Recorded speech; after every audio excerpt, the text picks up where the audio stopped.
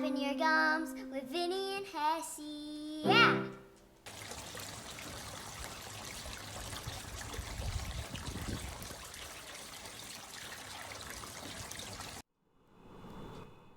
All right. We are back. I am Hessey. This is Vinny. And we're back after our week. So how was yours, bro? How did it turn out? Oh, my week's been long, doing a remodel job for a buddy at work, and then doing that in the morning before work, trying to do something a little bit after work. So yeah, I had a day off Monday. I got the opportunity that they didn't need as many drivers that day, so I'm like, yeah, I'll take it off. Went over there and did some more tile work, drywall stuff. Yeah, It was like, what is it? What room? In a room? The bathroom. Yeah, we're doing a bathroom project. It was supposed to be just the tile around the tub, which turned into knocking the tub out with a sledgehammer, and it's one of those big cast iron tubs. So we ended up doing the tub, took the tile off the floor, cemented the floor so it's smooth, so we can do laminate now. So yeah, got a new tub in. I've started doing the tile around the tub. Put a piece of drywall up today to patch up the hole, because the tub was 60 inches exactly, but the tub we took out was 59 3/4, and they kind of like framed or kind of drywalled around it. So I had to take the drywall and the first strips out on the cement side, because he has a cement wall, and make it just barely fit to slide it in. Now I got to fur it back up and put drywall back on. So yeah, a couple, 3, like a week project turned into I don't even know yet. We're not done. Gotta love remodels too. Remodels are rad. I can see brother Kevin was these remodel stuff. It gets rough, because you start on one thing, you don't know what's behind it, how old the house is. You don't know any of that stuff until you get into it, and then it's like it's one little thing after another. Tubs back then were different. You got a different size this time. Standard tub, it's narrow, so it's not as wide. So that changed some of the plumbing. So yeah, you find a lot of things out when you start changing stuff.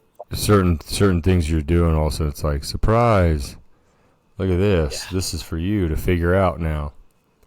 Well, so hopefully, I mean, maybe you. I know that you did like a demo job on that the tub. So, you got a video or something of it. So I'll have him send me a video, and then we'll drop it in. So people can see you just mashing on this thing.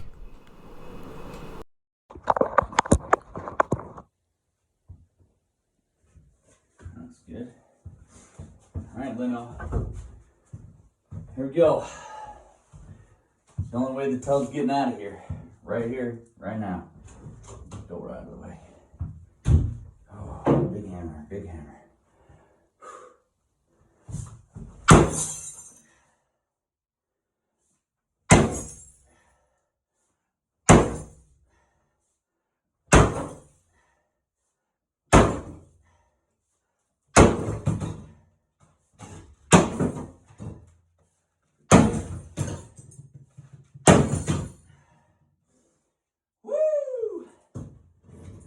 Yeah, baby.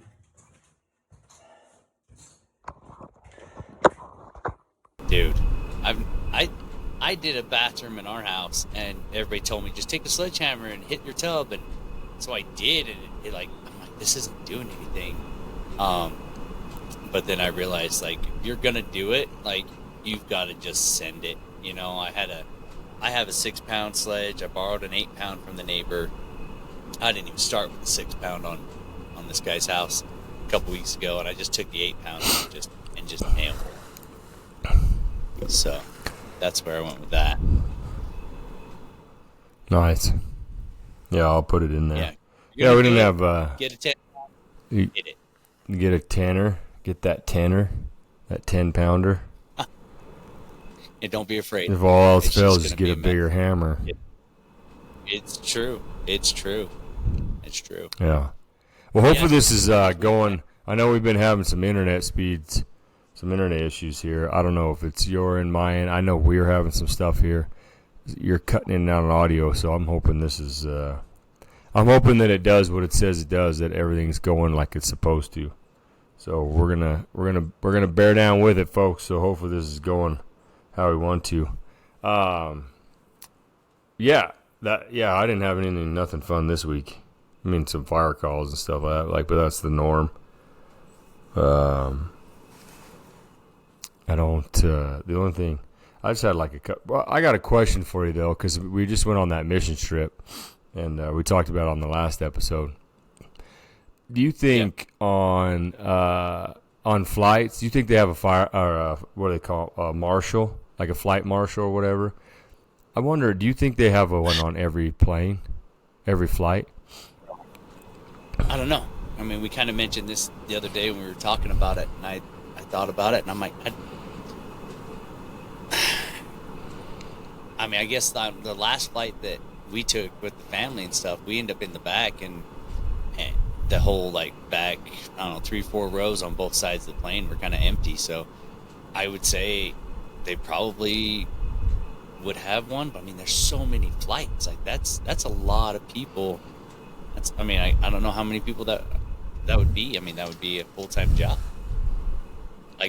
You'd have a huge staff of marshals or flight marshals, to put on there. Well, yeah, I mean, I feel like airline people, I don't know, airports, airplanes, I don't know who, like the brands, our companies, they could afford it for sure. Like they could staff. As a security guard, or what's that? Because these are marshals, they have badges, handcuffs, guns, they. Well, I think it's I don't know. I don't know how they are. If it's like a fed, I know it's got to be some sort of federal thing or something. I would assume.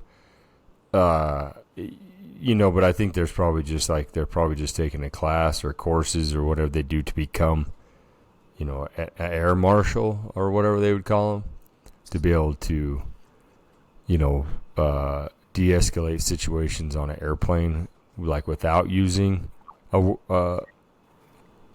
weapon, I guess, like a gun, I would say. Because you definitely don't want to be 37,000 feet and fire a round off and punch a hole through the side, and then it, I don't know if that's how it really goes. All of a sudden it blows a big hole and sucks everybody out. I don't know if it goes that way. Is it going to be Paul Blart, Air Cop? It's going to be like what? Paul Blart, Air Cop, instead of Paul Blart, Mall Cop, you got Paul Blart, Air Cop. Kevin James movie? No? Nothing? Yeah.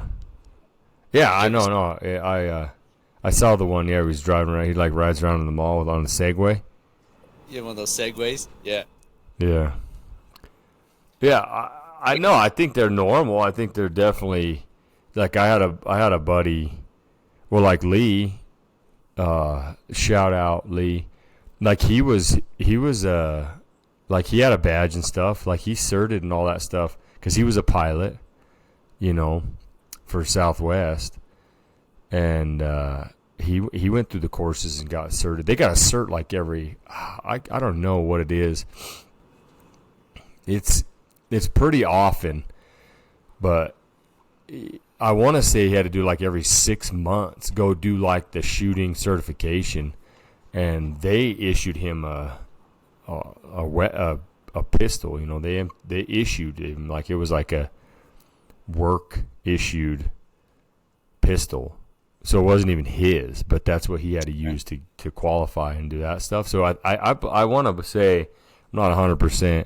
I'm sure Tori will comment on, either send us email or she'll comment on YouTube, because I'm pretty sure it was every 6 months he had to go do a shooting qual to stay qualified for carrying, but he could carry it he would carry on a plane. And so I guess maybe then they would count that as, having your marshal. Okay. I don't see why you couldn't. Yeah, I don't know, but maybe So, when we have him on as a guest, we'll ask him. Yeah, I'll have to ask him. I remember he had a badge though, dude. So like, he would just like being like if he get pulled over, he was like a higher rank, than like he was actually like a federal marshal because of the quals that he did to carry on a plane. So I think he would badge up on him, just like have it. Oh, it's in my wallet. And he's like, let me get my ID out and be like, boop, flap that thing over, That's good. Yeah. I guess, yeah. If it's getting you out of tickets, yeah. I mean, that's perfect. I mean, yeah. That's one way to do it. I mean, we could. Yeah, I mean, if you ain't a hot chick and some dude pulling you over and you can't get out of it that way, but you're sitting there as you get pulled over and you're sitting there pulled over cranking Florida some FGL, cranking the old FGL and get pulled over. You got to whip the badge out so they don't slap you with a ticket. That's nice. Has he gotten pulled over in Kraken?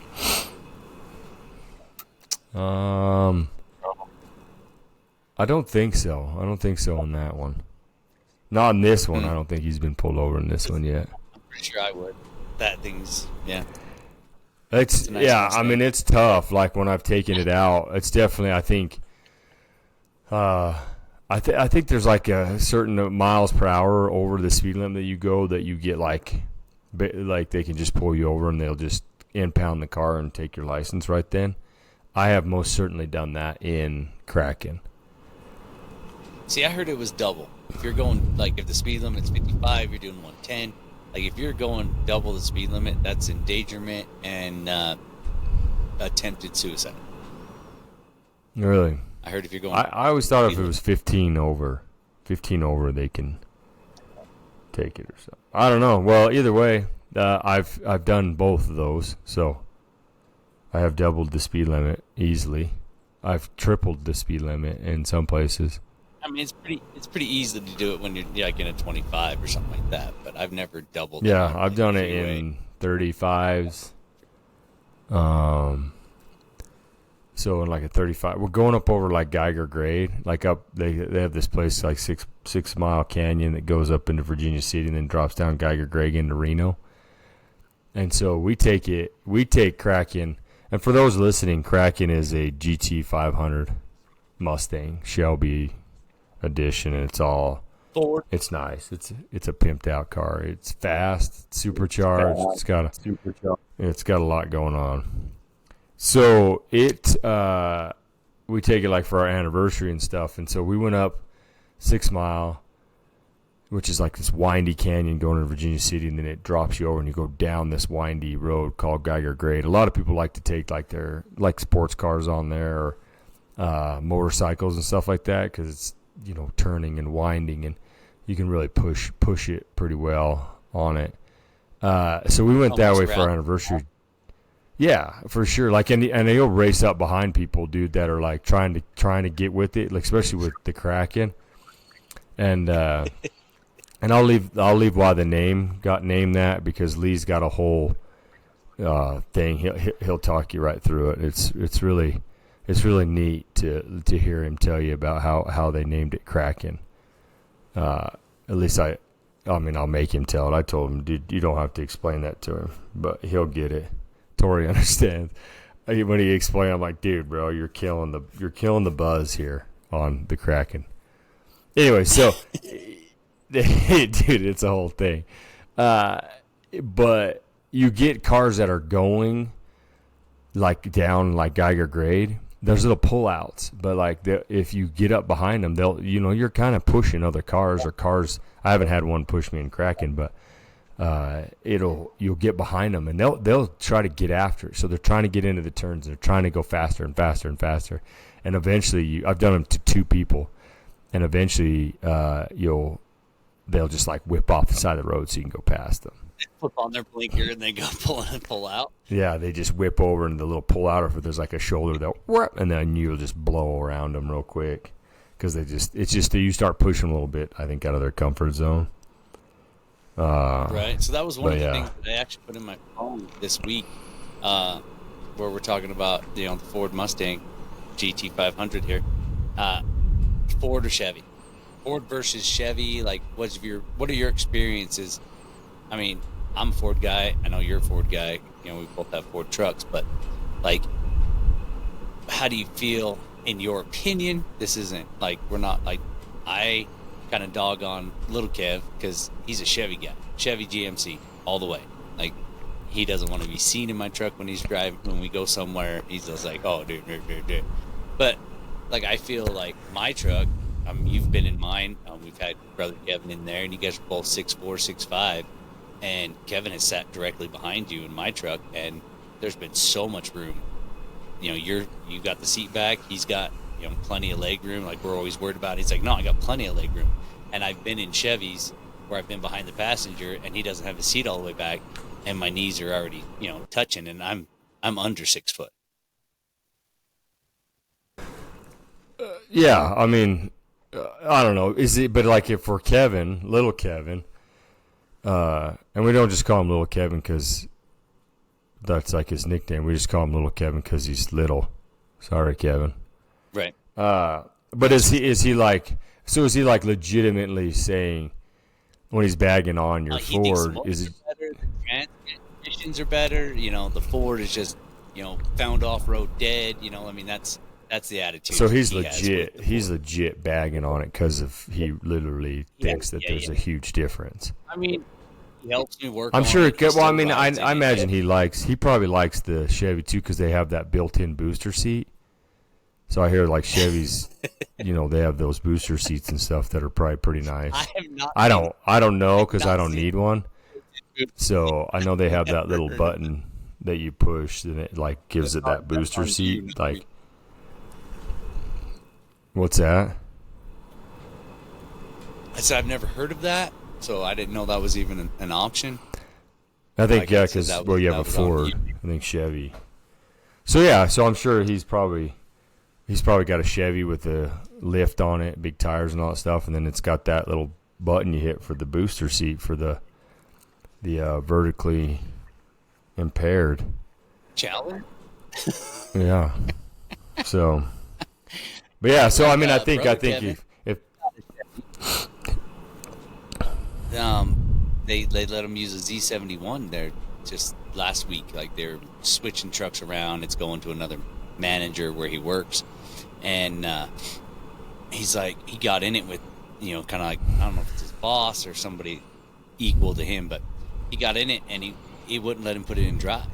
Like, he couldn't put it in drive because apparently it's a safety feature. I don't know if it's just Chevy now. I don't know if he's got to put his seatbelt on. Have this. He's got to put his seatbelt on. You can't put it in drive without the seatbelt. The one thing I did do when I took the GMC, like, so GMC, I do like Ford. I'm a Ford guy. I drive a Ford. I like the Ford Mustang for sure. Like, I mean, I don't have one, but Lee, I've ridden around and driven his a bunch, both his GT 350 and his GT 500. I've driven the Corvette. I've gotten in the Corvette. Lee used to have a Corvette prior to the Mustang. For size wise, Corvettes are super small. I think a lot of Mustangs have that certain sound, and like that the back end will break loose on them. So you see like a lot of videos where Mustangs, the guys they lose that back end when they can't drive them right, and they curb them and bust the tires and different stuff like that. Corvettes, they're smaller. I got in. Yeah, well, like for like size wise, so I sat in it with another guy that was going with me. He's a bigger guy too, and they don't have a back seat in them, at least the one I was in. And like our shoulders were touching. I mean, they're crushed in there. Not saying that they're not fast and they're not cool cars. I haven't driven enough, so I'm biased on that just because of driving the Kraken. Driving Mustangs a bunch more. I've driven Sweeney's Mustang. He had a GT 500. It was naturally aspirated. It was a fast car, you know, and so it was a cool one. And then going into driving them with Lee, the truck part, I mean, I drove so my second choice, if I was to pick, if I had to, like, they're like, here, you can have a Dodge or a GMC. Like, I would for sure take the GMC.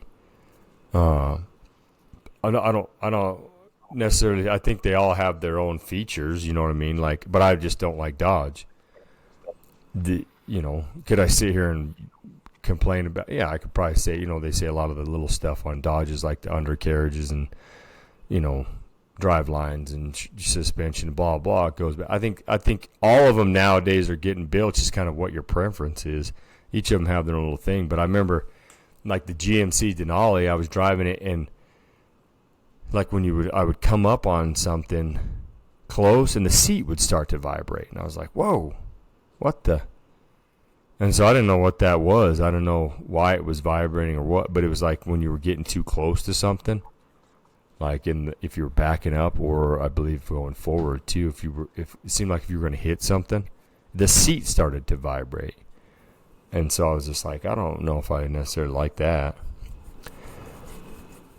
But the power, you know.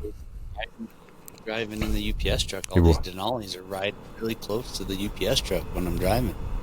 They just like that vibration on these Cowboys. That's it, dude. They hit, vibrating on their booster seats. But for sure, I would get, like, if I ever want to get a new car or truck or whatever, my first choice, I would look at Fords, you know what I mean, and go that route. I just, you know, like Sweeney's got the 20, I think it's like a 2021 or something. It's got the 10-speed transmission. It's got that 6.7. The thing's just got a lot of power. You know, even when Dad and I went and took him for a test drive, we drove that Denali Duramax. That's the GMC. And we took off, and, you know, we romped it around, took it up the freeway and stuff, and hammered down on it, and put some torque on it, and gave her the onion. And then we jumped in a Ford from there too, and he was with me on that one, and we did the same thing. You know, and he's an older guy. He knows speed. He's been around that kind of stuff. You know, old muscle cars and different things like that.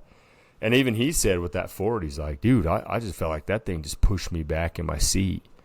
You know, so I mean the 6.7, they're all got tons of horsepower, but well, diesels are more torque, but I think when you're pulling and stuff like that, like that power stroke, that 6.7 power stroke with 10 speed, I feel like, dude, you can pull the tires off of a trailer. You know what I mean? I've had a buddy he's a Dodge guy, and he's like, if you're wanting to just get in a truck that'll just lug her down and just pull, like, you're not going to do some insane speed or anything like that. Like, it'll just pull. Like, it's just made to pull. It'll just be a comfortable pull, draw. Like, you ain't got to never worry about it. Then he's like, that's what this thing does. But, like, and I think you could pull them too fast anyways. You know, I mean, that Ford, like, I don't need to go 80 miles an hour down the highway pulling my toy hauler. True. You know, the truck can do it, but when something goes wrong. Yeah. Yeah, when the truck will pull the tires off of it, but, oh, hold on.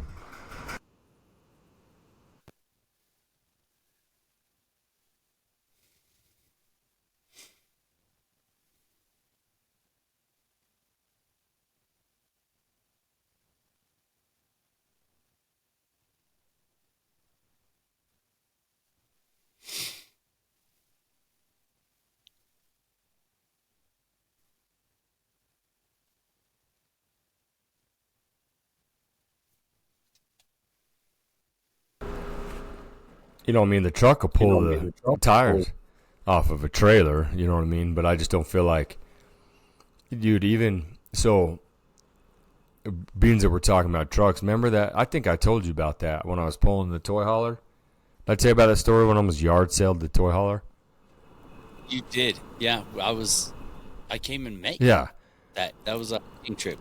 I went halfway. And you came halfway and almost yard sailed it. Was that the one when we were going... When me, Sweeney went hunting.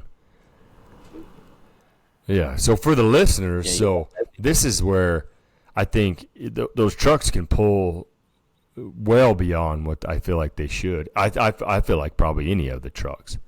Some are geared differently. Like you put that 10-speed and that 6.7 on that Power Stroke, there was nowhere for that truck to lose torque. You know what I mean? Like, so when you're pulling, you want to keep it, the RPMs to your torque, like it stays up at a certain, I don't know what you want to call it, percentage of it or whatever of your output. So it keeps that, like a diesel runs low RPMs, but a lot of torque. So my horsepower, like what's your F-150's horsepower? And I probably feel bad if I'm calling you out and you don't even know. Like every man should know is the the horsepower of his truck. I mean, you should know the horsepower of your bicycle for shit's sake. So that's cool. All right. So, dude. Oh, man. I don't know how. I just knew it. Like as I was going into this and I was like, I'm about to ask him what his horsepower in his truck. And he ain't going to know. 400. It says 400 on my phone. Dude. No. On the year, that year? Oh, gosh. I got to put a year in? Is that going to be different? Oh, yeah, for sure. Would it? Yeah. Oh, yeah. Yeah. So Vinny's looking up because he doesn't know. So like mine, the 7.3 starts out only like 300 and something, 300, little over 300 horsepower. Yeah, so you have more horsepower. Your gasser has more horsepower stock than my Power Stroke stock. But how much torque does that have? Oh my gosh! It'll tell you that. Do we have to keep going? It should tell you that too. Yeah, we're just gonna keep slapping Vinny's vagina around. It's blue. I like it. How much? I put new good rims on it. 420. So that's where mine's like 2 times that stock, and then like now that I have like an exhaust and it's chipped and stage 2 air intake and all that stuff, like I'm pushing close. I don't know, probably now. Not a ball. I'm probably 800-900 pounds of torque, but I'm still only at like, even if I turn everything up, barely over probably 400 horsepower, 430 horse if I turn my chip all the way up, and with the exhaust and the stage 2. You know what I mean? So I'm still only a little bit more horsepower than you. So that's the difference. So they're just made to pull. So yeah. So this story of mine, we go rolling. We got the toy hauler. I'm running a 2-seater in my toy hauler, 2-seater Razor in there. So when you pull the Razor in, the cupboard doors don't open, right? Like, because of the roll cage on the Razor. So these cupboard doors won't open now. And so you pull in, strap it down. And then for our overseas listeners, by the way, shout out to our overseas listeners. Dude, we have gotten a lot of overseas listeners over the last like 2 weeks. Or like 2 episodes. So what's up, guys? All you guys over the water there. Thanks for listening. Let's keep it flowing. You guys are rocking it. Like our percentage is climbing up overseas. So hopefully everybody in America, like you guys need to start upping it and get it out to everybody. It's like a competition. So let's see how you guys can roll with it. What'd that have to do with your story? I was just thinking, because overseas people, I'm going to tell them, when we call like a trailer, camp trailer, a toy hauler, it's like a little house on wheels. So you can drop down the back end and like pull stuff into it, park stuff into there. And so this thing has two axles, so it's got 4 wheels. It's like pulling a little house. So people, because some of them, they probably don't. After I went to Jamaica, if I was to tell somebody if I said, oh yeah, I'm pulling my toy hauler, they would look at me like I was talking some foreign language and about ghosts or something. You know what I mean? Gotcha. Here we go. We got this Razor in there. I'm going to meet Vinny. Sweeney and I, he's following behind me, pulling his Razor on a utility trailer. And we're coming down this hill, and this trailer starts to kind of push against me because I'm just coasting. Well, it starts to fishtail. And so I started to hit the brakes on the truck, and because then I'm trying to get the trailer gain on the trailer brakes. The gain on the trailer brake. So as I start to push, well, the truck starts to kind of brake just slightly before the trailer brake. So now it's the truck is slowing and the trailer's pushing against it as I'm going downhill. Right. This a gust of wind is kind of what got it started, and this thing starts fishtailing back and forth, and it is swinging left to right so hard that when I looked in my left mirror, I felt it kind of start to go. I was like, oh, man, it's getting squirrely. And I looked in my left mirror. By that time, it was coming back around, and I could see the trailer door and the tires. It swung that way. And then so it was just skipping on them. And then it launched it. What's that? So that was almost like a 90-degree turn. Like you were getting it to come, like the trailer was almost side. The trailer was over in the other lane. It was in the other lane of traffic. And then it starts just launches it. Yep. Then it just launches it to the other side because the one tires are catching it. And it's like, burp, burp, sends it to the other side. And now I'm watching it in my mirror, and I'm like, oh, boy. And I'm trying to get in the middle because I think this trailer is about to swing over into the shoulder and, like, start hitting, like, speed limit signs, delineator signs. Yeah. So I'm moving into the middle, and there's a car coming up down the hill from me, and he just whips off the road, off this dirt road, like he's clearing the scene here. And Sweeney's back there just going, oh, yeah. Sweeney's back there just shatting himself, dude. He's like, Opa. He says I probably said the F word like 19 times this whole time. He's all, Hessey, I could see the trailer hit, and he could see underneath the other set of tires. He could see under them, like they were in the air. So if I was in any less of a truck, like any less heavy, because these 7.3s are super heavy, they're cast and all that stuff, it would have. He was sitting there going, man. He goes, I'm gonna have to get. All he was thinking about was calling 911, and he's gonna have to peel me off the road, like I'm about to just toss all this. So I reached down and I hit the trailer brakes, just lock it up. It's like straightens everything out. I cruise down. Pull off. There's a pull off down further down the road. So I pull off and I get out, and he pulls up behind me, and I was like, whoa, man, that got a little squirrely right there. And he's like, oh, my God. He goes, dude, I don't know how you're not freaking out right now. He goes, I'm freaking out. He goes, dude, I just pooped my pants. Like, that's everywhere. Oh, yeah, dude, just cones in our seats, bro. Just puckering up. So we dropped it back in. What it was, I just put too much water. I just put like half the water in it, and then we put fuel in it. So I was running super heavy in the tail end of the trailer. So it was kind of lifting up the back of the truck, and it's just the weight distribution just wasn't right. So anyways, we drop the back in because I'm like, man, maybe we'll have to move the razor or something. And remember how I told you when you pull in the cupboard doors, you can't open them because the razor's in there with the roll cage? Yeah. They're wide open. And all the stuff from the cupboard's inside the front seat of the razor. That thing was whipping so hard that the razor suspension even loaded, and it swung all the stuff out of the cupboards and hit the doors, swung them open. Then the razor loaded back, and then the doors, you couldn't close them. I couldn't get the cupboard doors closed until I backed the razor out. But right, we were hunting, and a day later, we found the remote for the TV in the side of the razor. Yeah, it was in the passenger side of the razor. On the passenger side of the razor. Yeah. Oh yeah. Yeah, dude, it was nuts. Yeah. So you could definitely you put the motor side trucks on the front. Good. I flipped around and put a little more weight. Yeah, I backed it in so the motor was more towards the front of the trailer. Put a little tongue weight on there. But so that's what I'm saying. Like, I don't want to pull a trailer 80 miles an hour because that'll be a hard one to rein back in, and you're doing 80 miles an hour, and it tries to do that on you. I've seen plenty on the road. You've probably gone to a lot of calls as a fireman. I've gone to them, yeah. Oh, yeah. I've gone to them on fire. When we were going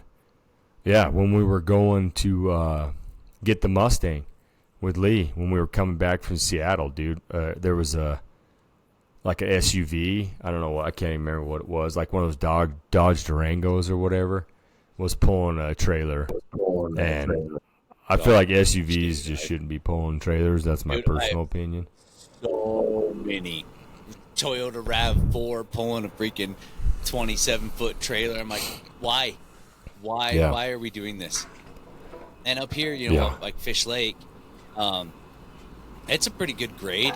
I mean, it's not a very long one by any means, but I mean, I don't know where they're coming from. I don't know where they're going. You know what I mean? And so I'm getting around this little RAV4 pulling this trailer, and I'm just like, you can put hitches on any car you want, but that's not. Who told you that was a good idea? You know what I mean? Well, yeah, that's the thing. Like, they'll pull it.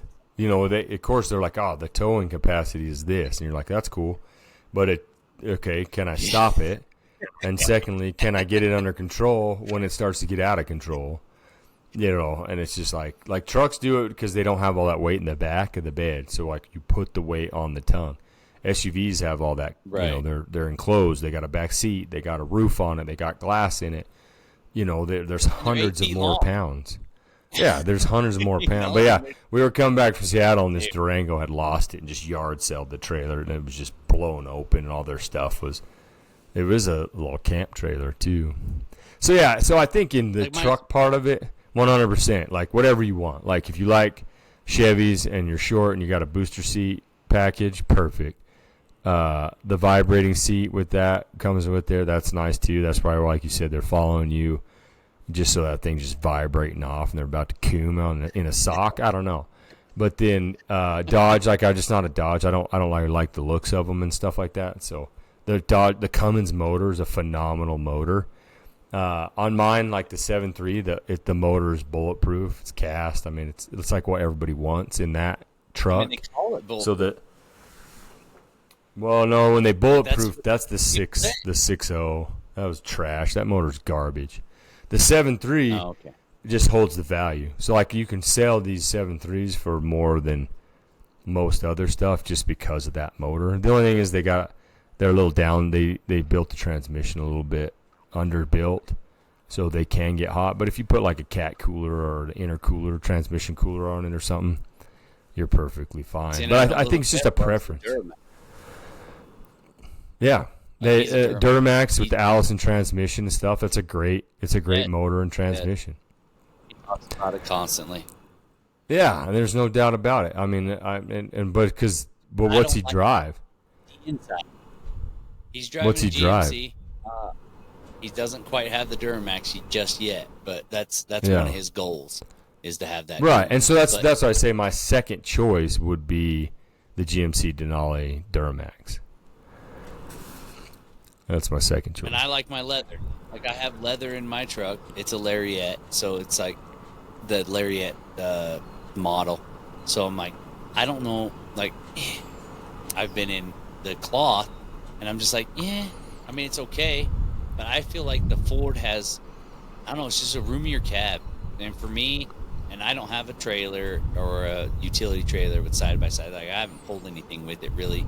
I mean, I've pulled a few things, like when we've gone hunting and we've borrowed some stuff to pull. But, like, I don't pull, like, a toy haul or anything like that, which, eventually I will, which I'd like to get the 250 instead of the 150. But it's just one of those things where it's like, I get it.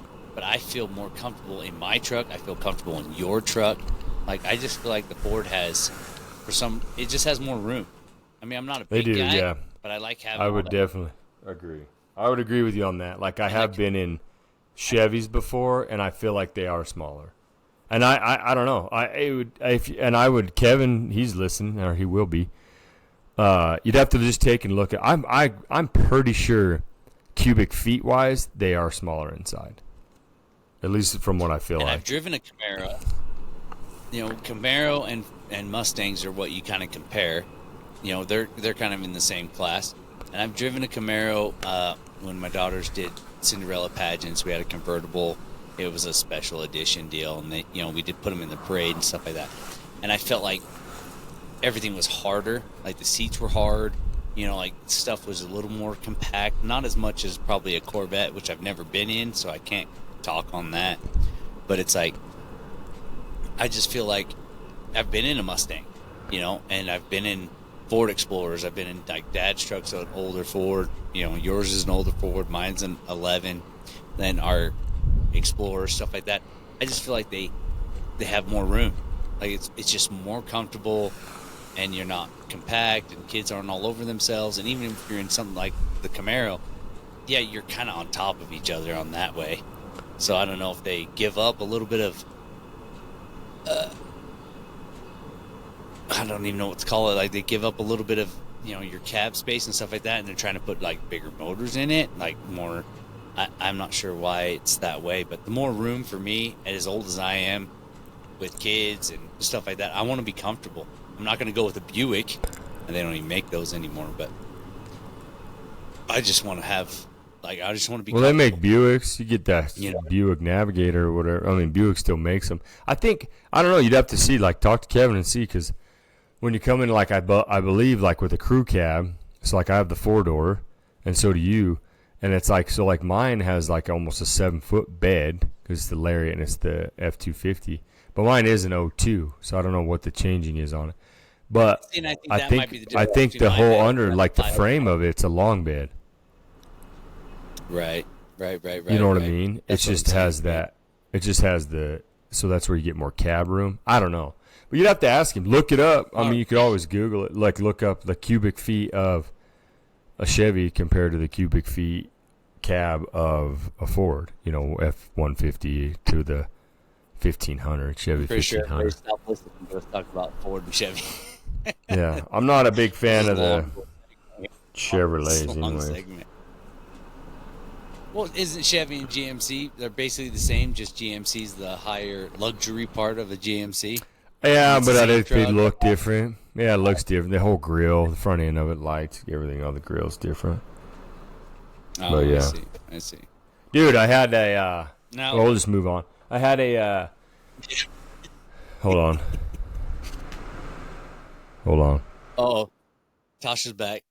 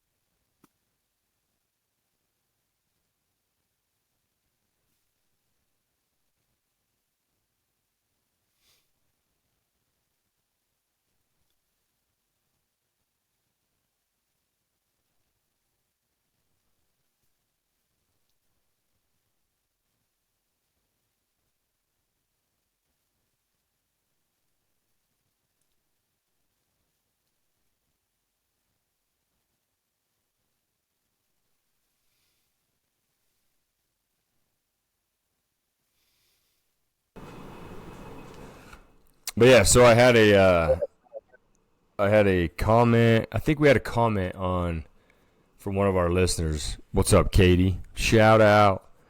So she works with the jets and stuff, planes. She's in the Navy. Okay. Thank you for your service. Dude,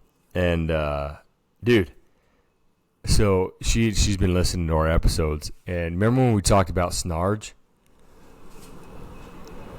I'm sorry, talked about what? You remember when we were talking about on that one episode about snarge? I remember. Do you remember what snarge is? You remember what snarge was? No, I'm pretty sure Cutwater did not help me on that. Was that a Cutwater episode? Oh, you pie, you. Dude, that's what it was, too. Oh, my gosh. Snarge. So, snarge, dude, the stuff that, when an airplane... Yeah, you were just blacked out, dude, because you're just getting all drunk. How are we supposed to run a podcast if you're just drinking all the time? I gotta take note. Dude, you got to save your note. Anyways, we talked about snarge is basically when an airplane gets hit with something, and then they land it, and they got to take the scrapings off of it. That's snarge, like the airplane biologist. So she deals with airplanes. She works on them. She's I believe she's a electrician. So she has to work on the components and wiring. They found deer or something on there, right?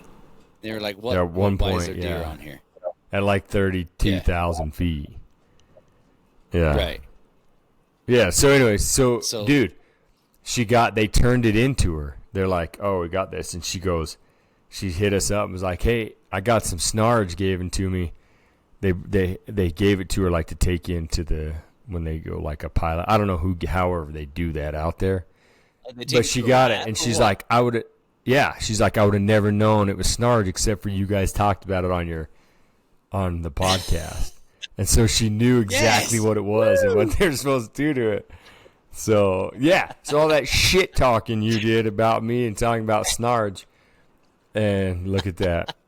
So, there you go, So people. what was it? Look, sometimes we do have some educational stuff on here. Sometimes you pull out smart out of your ass. That's awesome. Dude, just so imagine how it probably just geez, no, I didn't get it. She probably called it that, and then when they had the biologist come out here, and she's like, "Oh, I got some snarge off this plane," so it just probably helped her, just like amplified her, just being all smart. So then the biologist, is probably like, "What?" Yeah, she's probably like, "Here, I got me some snarge for you guys to test." And they're probably like, "Oh yeah," and all of a sudden it's just like they're just like geeking out on it. You know what I mean? They're just all snarging out. Yeah, that is awesome. So that is awesome. It was pretty rad. Oh my goodness. Yeah. Hey, let's you ready? What? No, I had one question for you. You have one. So this for me. week Okay. at UPS, delivery service that I work for, we did a little meeting in the morning, and the supervisor gave us they call it a PCM, which I don't know what PCM stands for. And so UPS has a rule that we're supposed to honk. Pre-cum, I think, is it? Wow. Is it pre-cum? Pre-cum, man. Yes, they don't want you talking about UPS anymore. UPS's rule, I mean, it's kind of I don't know, they call it a method. They would like us to, they don't would like us, like they encourage it 100% that you honk at every stop. So like when you pull up to a house, you give it a honk, like a little toot on the horn, and the customer comes out, saves you like 4 or 5 steps per day, at each stop if the customer comes out, so if you have 120 stops and say, 75 of those stops, and if somebody comes out the door, meet you kind of halfway walking there, that it's supposed to save you time, which I understand that. And that's great, that it would work that way. It would save you time. People would be, like, oh, UPS guy's here, I'll come out and get it. I have not experienced that in the 23 years that I've worked there. I get a lot of customers that are a little upset, like, why are you honking? I'm paying for, services to come to my door. A lot of people aren't home, so you're notifying dogs, to come, like, all of a sudden they're alert, you know what I mean? So a lot of times you can't make it to the house, because the dogs are like come running around and like, oh yeah, you're here. I'm gonna get you. They'd like us to do it at businesses, so people in the parking lot, or even people coming from the building to their car to leave the parking lot. I didn't understand this point, but so we had a supervisor drive around the building. I heard him drive. And I knew what was going to happen while we had another supervisor telling us what was going to happen. I reached into my pockets and I got like my can of chew, my car keys, and I got my inhaler in one pocket. And I'm like, and he was coming up behind me because some of us were turned in a semicircle, and I knew like, this guy's going to honk the horn.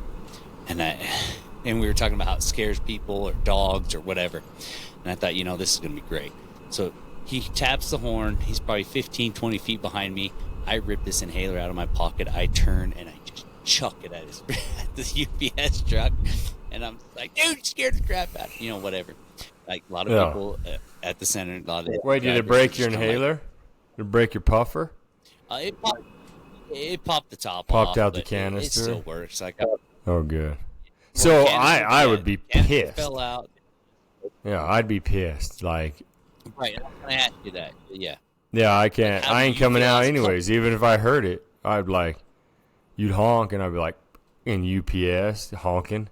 I ain't coming out. Like, it ain't going to change. I'm not going to get it. If I say I was sitting on the couch watching the show or doing whatever, just in my house in general, even if I wasn't doing anything, and you honked, I'm not opening the door and coming out and being like, hey, man, thanks, dude. First of all, yeah, the whole paying for the service and stuff for you guys running up there and doing it, great. I think it's terrible because if you did honk and then that dog hears you honk, they're fired up now because their natural instinct is to protect the house or to be alert. So you honk and now they're coming out.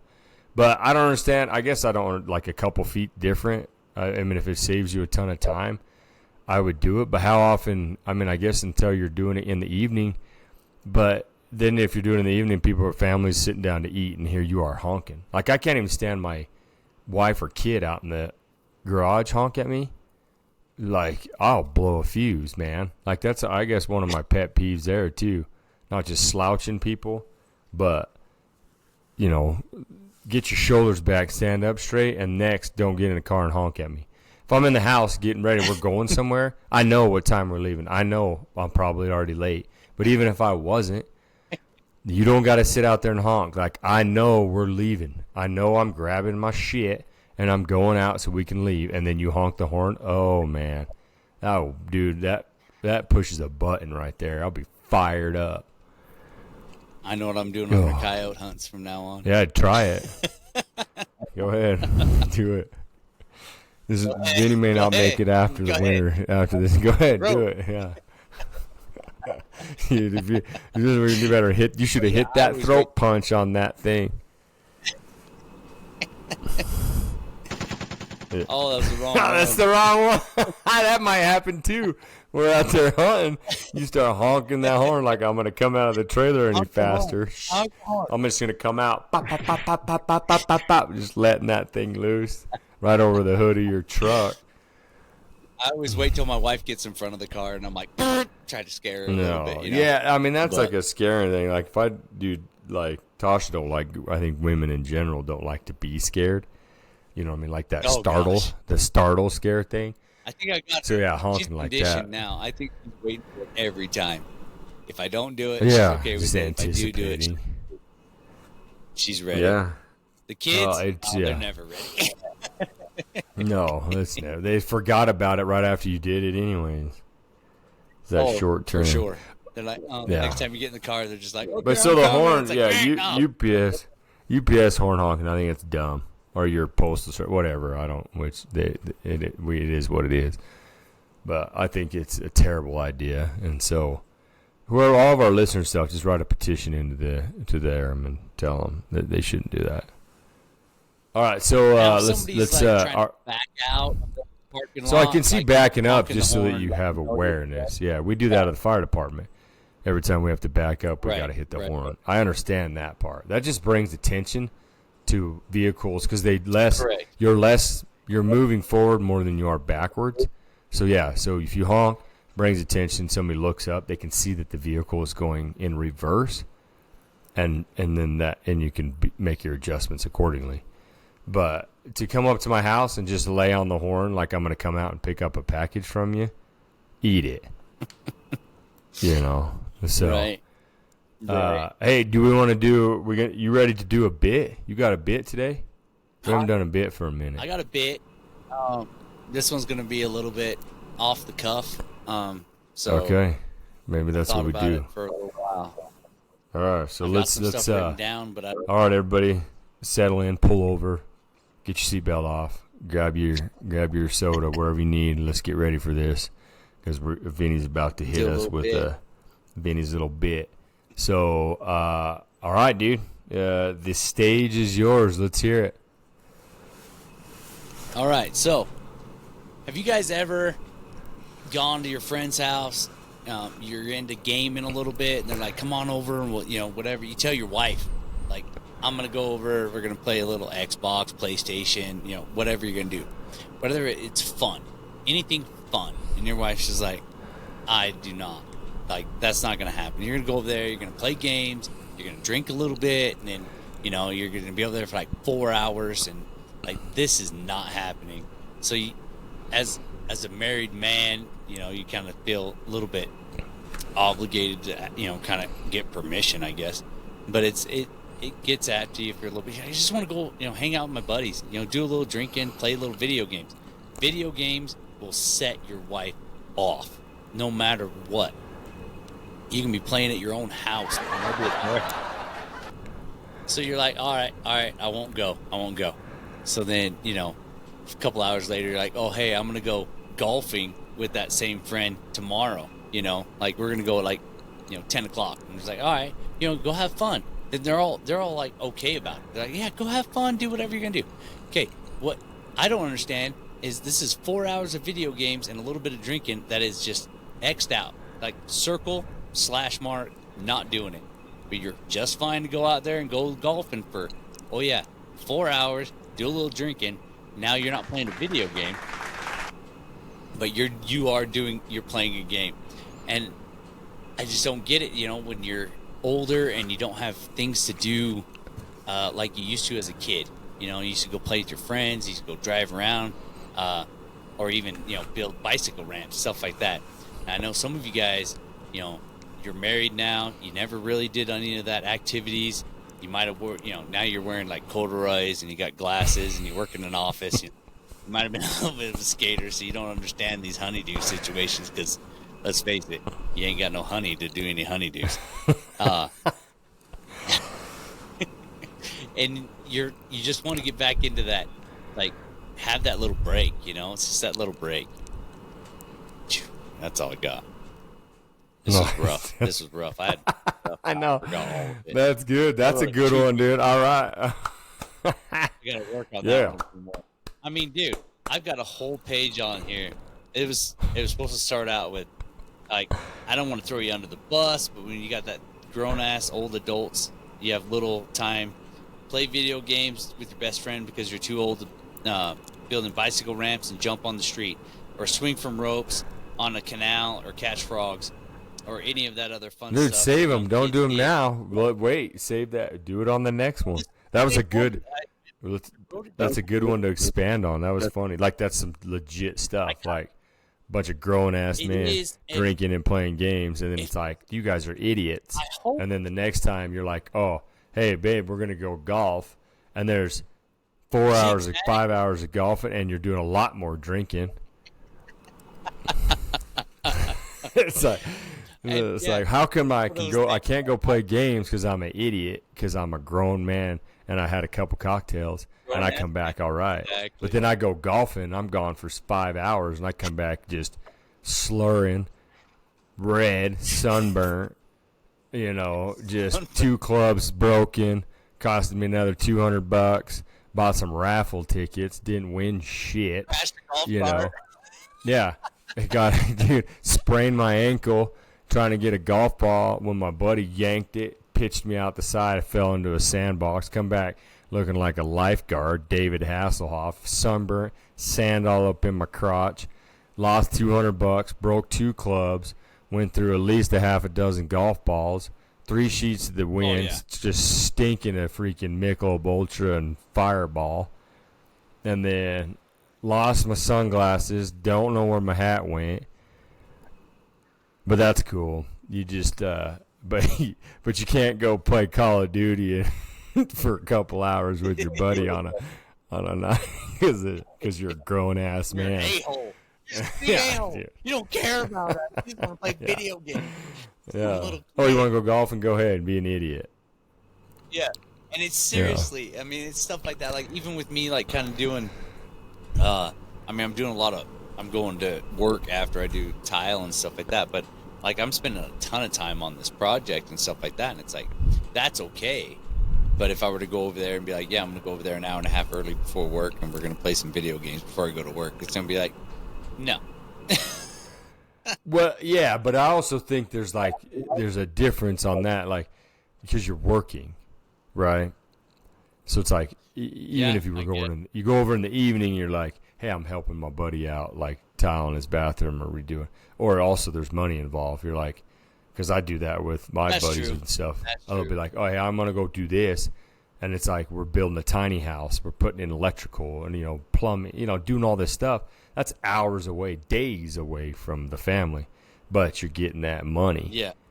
The thing of the similarities of the two, going over and sitting on a couch and playing a PlayStation or Call of Duty for like hours, and your wife's just saying like you're a grown ass man going over to play games and drinking some beers. You're like, yeah. But then you go the opposite. You're like, hey, babe, I'm going golfing. And that's a full Saturday, basically, especially if it's an 18-hole tournament. And everybody's out there. You're driving golf carts. You're sunburnt, mosquito bitten. You know, you're there. If they saw it, they'd be like, why are you up there at the girls' tee with why are you on the next hole with your pants around your ankles? You know, there you are hitting with your chonies. Hopefully you wore underwear. And because you didn't make it past the girls' tee on the last hole, and so, but it's like you're an idiot for being a grown man going playing Call of Duty, but here you are on the next hole with your pants around your ankles, having to hit a golf ball, you know, chasing a golf ball around for 6 hours. I love it, but that's what we do. Yeah, so that's the premise of that one is I got to work on it. I love it, dude. That one I think that one you get on the next one. We'll get you another one going because that's perfect, dude. Because it hits home too. Because it's just like, I mean, I know there's women, girls, females, whatever that go out there and hunt, but like when you go with like dudes and hunting, like it's just a different thing. You know what I mean? Like even Tasha has said before, like guys just will. Like a girl's gathering, right? So you take 7 females, whatever, 8. I don't care how big you make it, and you take a group of them, and you have them. They say, hey, we're gonna meet up on a Saturday and do whatever they call them, a wedding shower, baby shower, whatever it is that they're getting together and having mimosas, and it's like this coordinated thing, right? So it's like, okay, I'm gonna bring these muffins, these brand-free muffins, gluten-free, no sugar. I'm bringing this coffee. I'm gonna have this Danish. I'm gonna have fruit.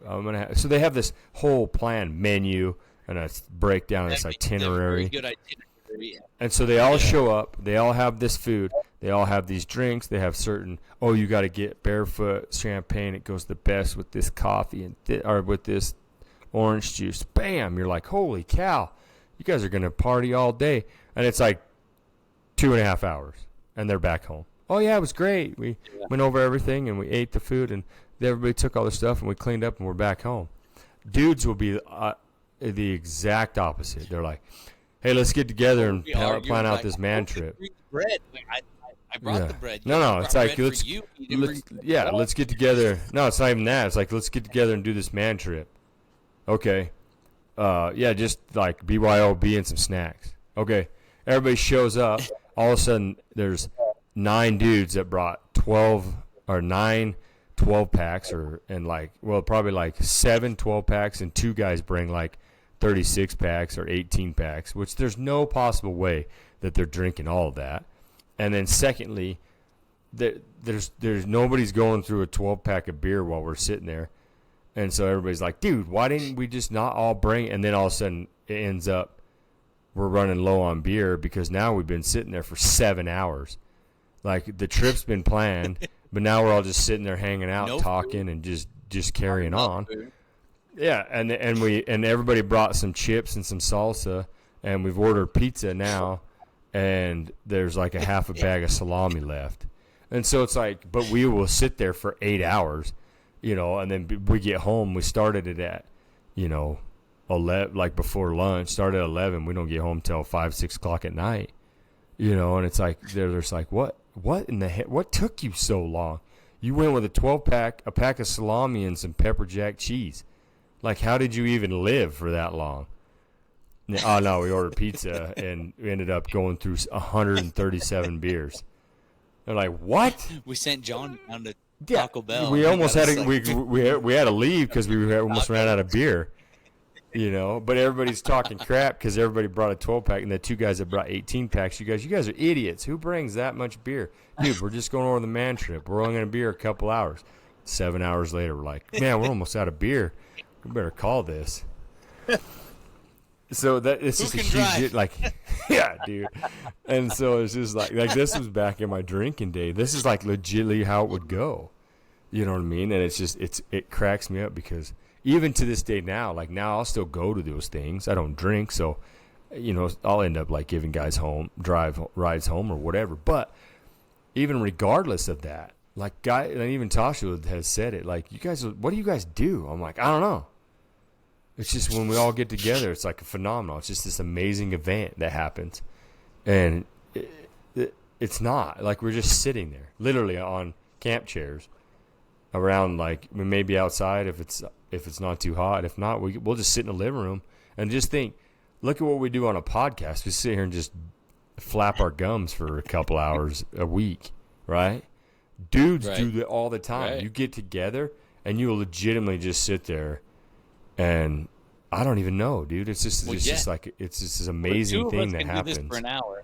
Could you imagine 9 of you? You know what I mean? Oh yeah, it's amazing. That's why you have trips. But that's why I think that's why it's good to do those things. I think it's good to have there's just a certain, I don't even know how to say it, like the fellowshipping that you get together with guys. Even if there's drinking, not drinking, going for a certain thing that you're trying to do or not do, golfing, if there's 4 of you going golfing or 8 of you, whatever it may be, you can sit there and you'll talk at each hole.